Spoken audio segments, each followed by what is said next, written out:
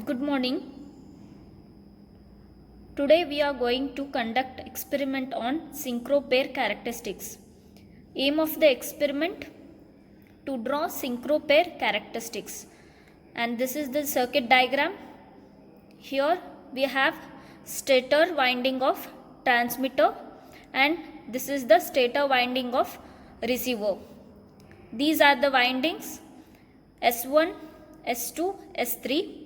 S1, S2, S3, and this is the rotor winding of transmitter and this is the rotor winding of receiver. This is the circuit diagram. This is the experimental setup for synchro pair. This is the transmitter section and this is the receiver section. Here we have, this is the AC supply and these are the rotor terminals R1, R2. This is the supply, power supply, and here we have stator windings S1, S2, S3. So first is we have to switch on the supply. Then we have to connect the AC supply to the rotor terminal.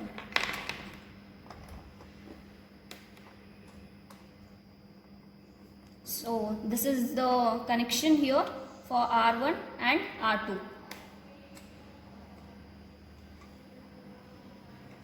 And now you can observe the tabular column here. For rotor position, I have to take the readings for voltages for winding, that is S1, S2 winding. I am going to take the reading for voltage S1, S2, then the voltage reading for S2, S3, then S3, S1. So here these are the voltage terminals, AC voltage terminals. So first, for first terminal I am going to connect S1, then for the second one I am going to connect S2. Then for the zero position, this is the rotor position. Here angle we are going to take. So what here transmitter converts mechanical signal to electrical signal. So I am going to give zero angle. With respect to the angle, I am going to measure the voltages for S1, S2 winding, then S2, S3 winding, then for S3, S1 winding. So first for angle 0, S1 to S2 connection I have done and we have to take the reading. So it will be for S1, S2 it is 10. And now for S2, this is the S2 and then S3. For S2 to S3, 69. Next reading is 69. Now for the voltage S3 to S1. So here it is 82. So like that, this is for 0, angle 0. Then we are going to take the reading for angle 30. Okay, 30 degrees. So for 30 degree, what is the voltage now? You can just check out for S3 and S1. Here it is 88. Then take the reading for S1 and S2. It is 53. Then again S2 and S3. S2 and S3 reading is 32. So likewise you have to continue for 60 degrees, 90 degrees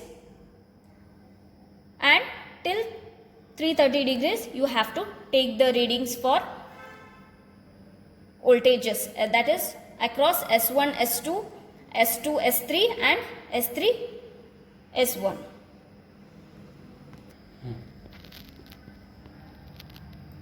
This is the expected graph. Here you can see in the x-axis we have angle 30 degrees, 60 degrees, 90 degrees and till 360 degrees. And in the y-axis we have voltages 0 to 40 I have taken, and here it is again 0 to 50. Okay, 40 or 50. Then here for different voltages of stator, set of windings we are taking S1, S2, S1, S3, S1, S3. Okay, S3, S1. So for that you have to draw the graph. This is the input 0 degrees, 30 degrees, 60 degrees. I am giving angle as the input, and here at the receiver side I have to receive the same angles. Whatever signal I am giving at the transmitter side, the same signal I have to receive at the receiver side. Suppose this is the 0 degree, now receiver also has 0 degree. And now if I move to the 30 degrees, you can see again in receiver side I am getting 30 degrees. So again if you move further 60 degrees, here you can observe at the receiver the same angle I am getting, that is 60 degrees.